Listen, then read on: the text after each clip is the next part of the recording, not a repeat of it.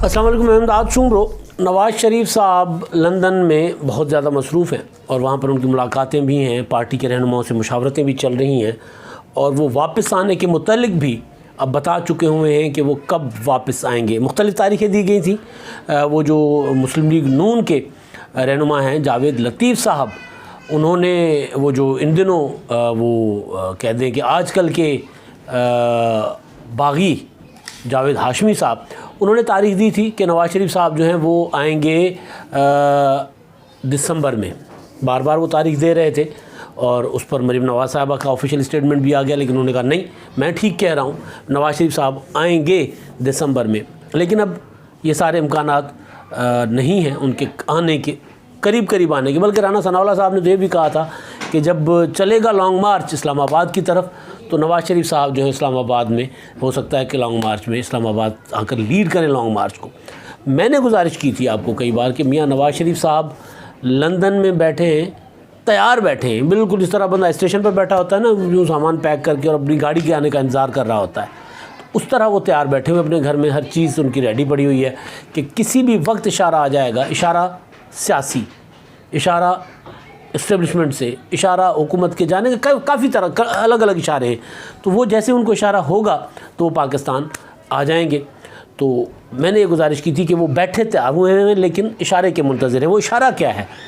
वो इशारा निगरान हुकूमत का।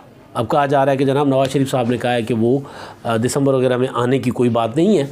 नजम सेठी ने उनसे मुलाकात की है और वो नजम सेठी का जाना उधर लंदन और उसके मुतालिक भी बहुत सी ख़बरें थी।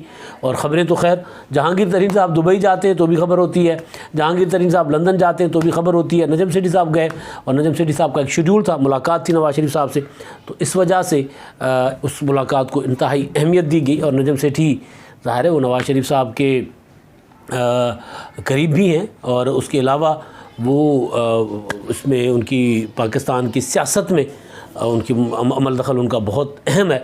और वो किसी का पैगाम लेकर गए नहीं लेकर गए, लेकिन बहरहाल उनकी मुलाकात नवाज़ शरीफ साहब के साथ इन दिनों उसको बड़ी इंपॉर्टेंस मिली थी कि जी वो मुलाकात करने जा रहे हैं और वो इस्टेब्लिशमेंट का पैगाम लेकर जा रहे हैं, ये कर रहे हैं, वो कर रहे हैं। तो नजम सेठी साहब ने नवाज़ शरीफ साहब की जो पल्स ली है उस पर वो वही बातें कह रहे हैं जो मैं आपको गुजारिश कर चुका हुआ था कि मियाँ नवाज़ शरीफ साहब जो हैं वो इमरान खान साहब के होते हुए, या ये वाला जो ढीला ढाला सिस्टम है, चाहे जो अरेंजमेंट है, हाइब्रिड अरेंजमेंट इसको कहते हैं, इसके अंदर सफ़ा एक है या नहीं है।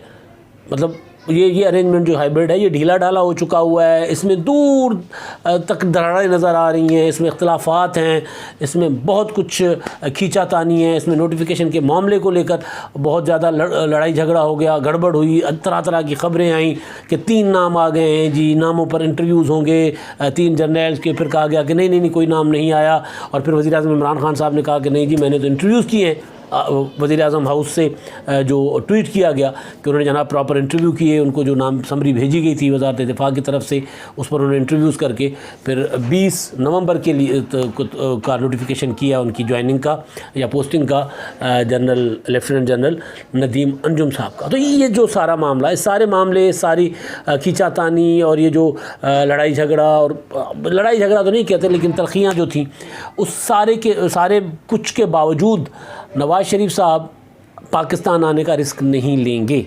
ये एक बात तयशुदा अमर था, क्योंकि मियाँ नवाज़ शरीफ साहब जिन हालात में पाकिस्तान से गए थे, वो जो उनकी सेहत थी, जिस तरह बताया गया था, जो उनकी रिपोर्ट्स थी वो ये थी। और उसमें उनके साहबजादों ने ये कहा कि जनाब उनके वालिद साहब को तो स्लो पॉइज़न दिया गया।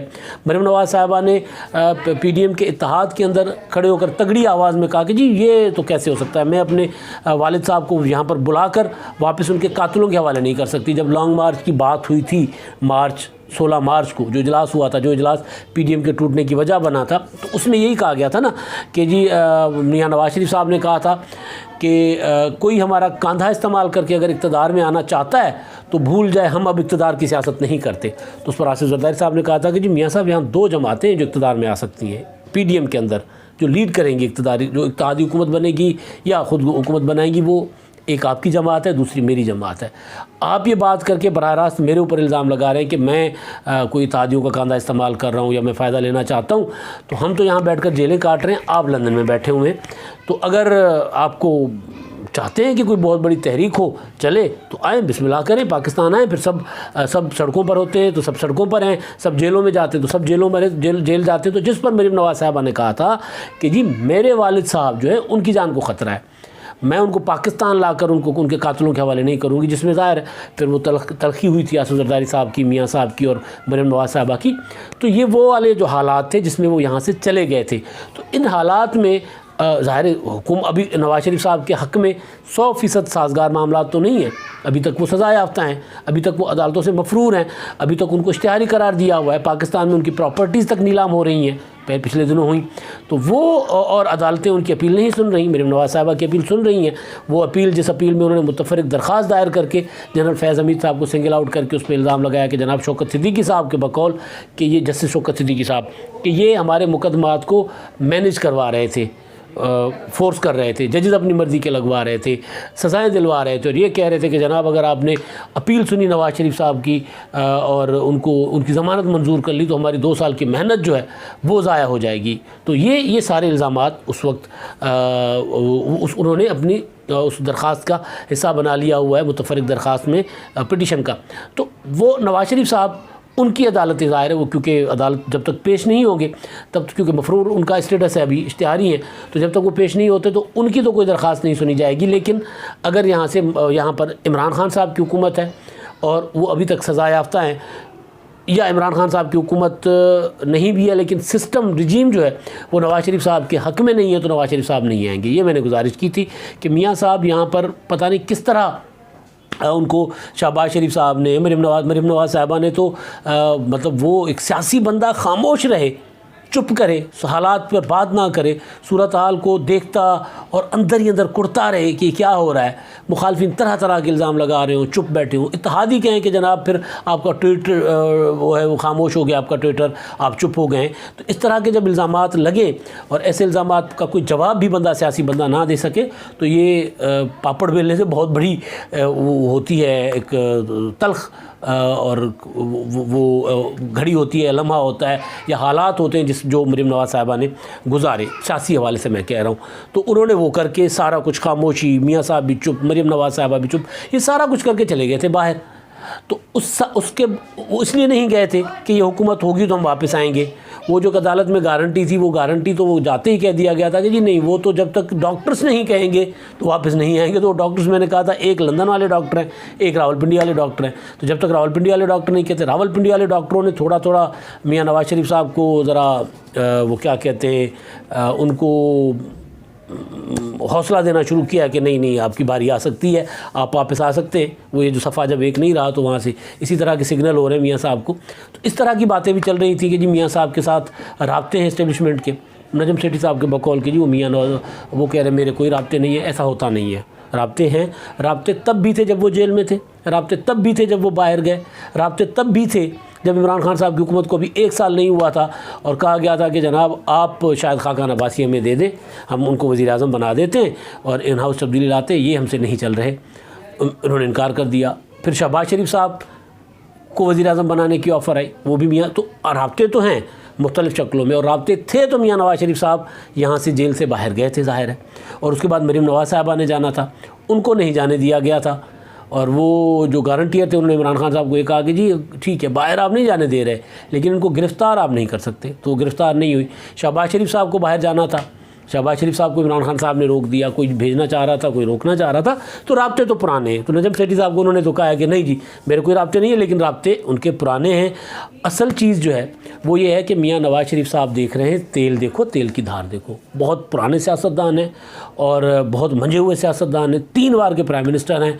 और वो अब एवं या करना किसी जज्बाती होकर के आसिफ जरदारी ने कह दिया था कि जी आगे लॉन्ग मार्च की क़यादत करें तो मैं आऊँ। और जावेद लतीफ़ कह रहे हैं कि जनाब मियाँ साहब दिसंबर में आएंगे, तो जावेद लतीफ़ मेरे MNA हैं तो मैं उस MNA की अपनी लाज रखता हूँ तो मैं आ जाता हूँ। या राना सनाउल्लाह साहब कह रहे हैं कि जी लॉन्ग मार्च चलेगा तो मियाँ नवाज़ शरीफ साहब इस्लामाबाद में आएंगे तो मैंने, मेरे सदर हैं सूबाई, तो मैं उनकी बात रख लूँ। ऐसा नहीं होना, क्योंकि नवाज़ शरीफ साहब देख रहे हैं हालात को, वो उनको पता है कि उनके पीछे हालात किस तरह चल रहे हैं। क्या वो यहाँ बैठे हुए किसी भी बड़े सियासतदान से ज़्यादा बाखबर हैं, लंदन में बैठे हुए भी 3 बार के प्राइम मिनिस्टर, एक और पंजाब पर मुसलसल हुकूमत करने वाली सियासी जमात, तो ज़ाहिर है उनके नाक आँख वो बैठे वहाँ पे हैं, लेकिन उनकी आँख भी यहाँ पर है, उनके कान भी यहाँ पर है, उनकी सारा तवज्जो, उनकी एक एक चीज़ उनके पास है कि पाकिस्तान में क्या हो रहा है। तो इसीलिए वो दिसंबर वाली बातें मैंने भी गुजारिश किया था कि दिसंबर में नहीं आ रहे। हाँ, इतना ज़रूर है कि जो पाकिस्तान से लोग मिलने जाते हैं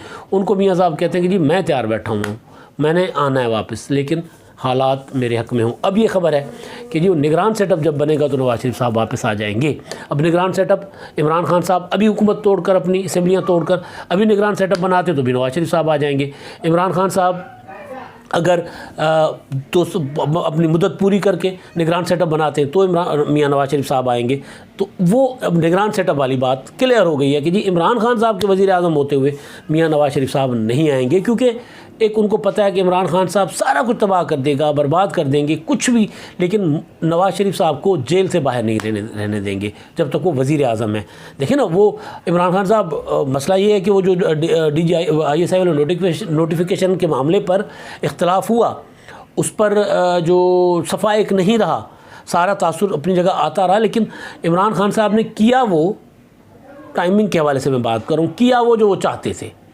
यानी उन्होंने 6, 7, 8 हफ्ते मांगे थे, वो उन्होंने ले लिए, नाम उनका माना, मुद्दत अपनी मानी। अब उस मुद्दत का मामला जो है वो कोई हिसाब किताब है, कोई नजूम है, कोई कुछ है, जो भी मर्ज़ी कोई कह ले, सियासी हालात हैं, माज़रत चाहता हूँ, अफ़गानिस्तान के हालात हैं, जो भी हालात आप कह लें, जिसकी भी वजह से इमरान खान साहब ने वो डिले किया या 20 नवंबर की अपॉइंटमेंट की DGI नदीम अंजुम साहब की, लेकिन उन्होंने किया वो जो आधा ही सही जुज़वी तौर पर अपनी बात मनवाई है। तो नवाज़ शरीफ साहब के मामले में वो वही करेंगे जो वो चाहेंगे। जिस तरह मरीम नवाज़ साहबा के मामले में उनको बाहर नहीं जाने दिया, जिस तरह शहबाज शरीफ साहब को बाहर नहीं जाने दिया, तो वो करेंगे उस मामले में अपनी, फिर सारा कुछ जाए तो जाए, फिर हुकूमत जाती है तो फिर वो अब आखिरी इनिंग है ना, अब क्योंकि इंतखाबात आने हैं, तो इंतखाबात के दौरान अगर मियाँ नवाज शरीफ साहब को वो बाहर छोड़ेंगे और नवाज शरीफ साहब जलते करेंगे तो फिर इमरान खान साहब का तो कख नहीं रहना ना। तो इसलिए इमरान खान साहब ये जुआ खेल जाएंगे। ये नवाज शरीफ साहब को पता है कि मुझे बाहर नहीं रहने देंगे,